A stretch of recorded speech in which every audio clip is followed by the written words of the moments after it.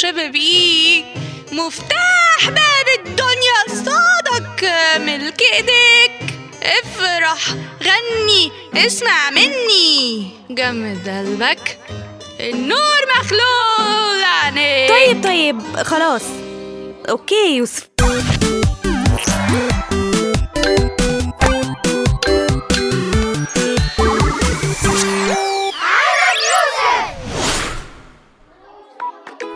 الله، رسمتك حلوة قوي يا سيف. شكرا يا يوسف، أصل أنا بحب الرسم قوي.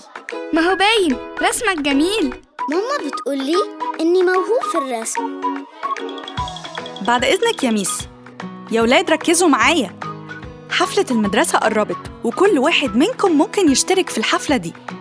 اللي صوتهم حلو يروحوا لميس سارة علشان يشتركوا في الكورال، واللي بيحب التمثيل ممكن يروح لمستر ماجد، واللي شاطر في الرسم ممكن يساعد في ديكور الحفلة. أنا ممكن أساعد في ديكور الحفلة. طب وأنا تفتكر يا سيف ممكن أشترك في إيه؟ متهيألي ممكن تجرب في الكورال، والحصة الجاية حصة الموسيقى. طب لو ما دخلتش في الكورال؟ في الفسحة روح لمستر ماجد ونشوف. طيب ماشي هجرب. خلاص يا ولاد، كملوا الرسمة بتاعتكم عشان هعدي عليكم واشوف عملتوا ايه. يا ميس سارة، أنا عايزة أشترك في الكورال عشان أغني في الحفلة. دي حاجة جميلة يا يوسف، أحب تكون معانا، بس ضروري يكون عندك الموهبة. إزاي؟ يعني تكون ودنك موسيقية، بتعرف تسمع موسيقى حلو، وتقدر تعزف أو تغني اللي بتسمعه مظبوط. بس إحنا هنجرب سوا، ممكن تغني لي أي غنوة بتحبها؟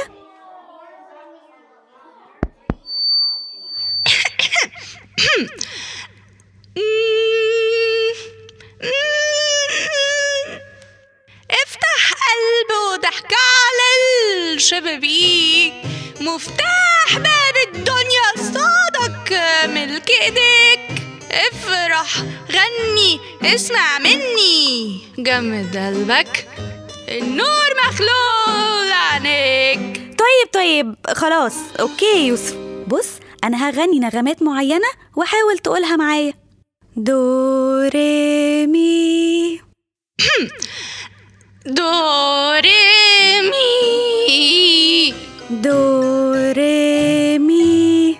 دو ري مي. طيب اوكي يوسف. مش كل الناس بتكون موهوبة في الموسيقى. أنا مبسوطة إنك جربت، لكن يمكن مش عارف تقول النوتة مظبوط. إيه ده؟ يعني أنا عندي مشكلة؟ لا يا حبيبي، مش مشكلة، لكن يمكن لسه ما اكتشفتش موهبتك. متهيألي ممكن تجرب في التمثيل مع مستر ماجد. أوكي، شكرا يا مس سارة. العفو، نادي على اللي بعدك عشان نسمعه.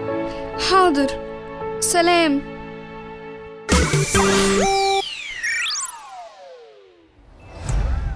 يلا يا يوسف، مثلي مشهد انت بتحبه. يعني ايه مشهد؟ يعني حاجة شفتها في التلفزيون، في المسرح، في السينما، وبتحب تقلدها. انا بحب اقلد مارد وشوشني بتاع شركة المراعبين المحدودة، بس مش حافظ حاجة على بعضها. بس ده كرتون، مفيش حاجة مش كرتون تقدر تقلدها. طب هفكر. طيب يلا علشان زمايلك كتير مستنيين. بصراحة أنا مش عارف حاجة. بص، روح افتكر حاجة تمثلها وبقى تعالى. أوكي، شكرا. مالك يا يوسف؟ أنا ما عنديش موهبة، لا بعرف أغني ولا بعرف أعزف. حتى لما مستر ماجد قال لي أمثل ما عرفتش. مش هو قالك تفكر في حاجة وتروح له تاني؟ ما هو بصراحة ما كانش في حاجة في دماغي، ولا أنا بحب أصلا التمثيل والمسرح. أنا ما عنديش موهبة. بس ماما دايما بتقولي إن ربنا ادى لكل الناس مواهب. يمكن نسي يديني، ما احنا كتير. أو يمكن محتاج تدور لحد ما تكتشفها. أنا كمان مش بعرف أعزف، وكنت متضايق قوي إن أختي بتعرف تعزف، بس ماما قالت لي أجرب في الرسم، وبقيت بحب الرسم قوي.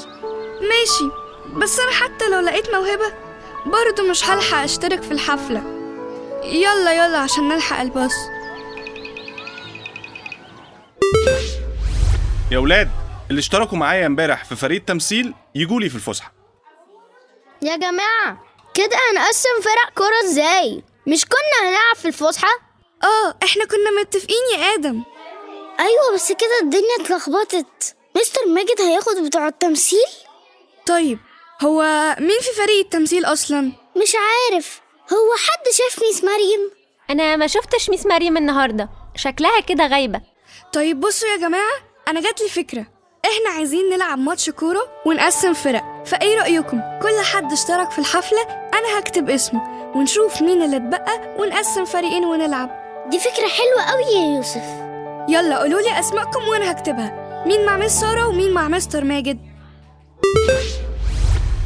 يا ولاد ركزوا معايا، أنا عايزة أعرف مين اشترك في الحفلة عشان أكتب أساميهم. فاللي يا اشترك مس مع مريم. مس عايز إيه يا يوسف؟ أنا لسه ما خلصتش كلامي. أصلا أنا معايا الورقة اللي فيها أسامي اللي اشتركوا في الكورال واللي اشتركوا في المسرح. غريبة. تعالى يا يوسف،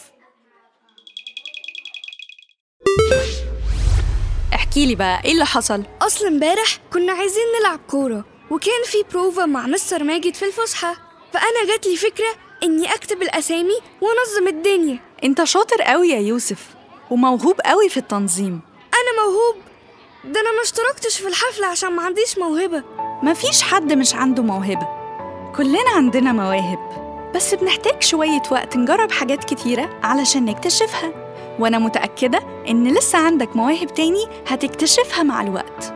أيوة بس أنا ولا بعرف أغني ولا بعرف أمثل. مش كل المواهب بتكون على المسرح يا يوسف، في مواهب كتير قوي بتكون مش واضحة لكنها مهمة. أنا أول مرة أخد بالي من حاجة زي كده. وعلشان أنت موهوب في التنظيم هخليك تشترك معايا في اللجنة اللي بتنظم الحفلة. طب يلا بينا، أنا متحمس قوي.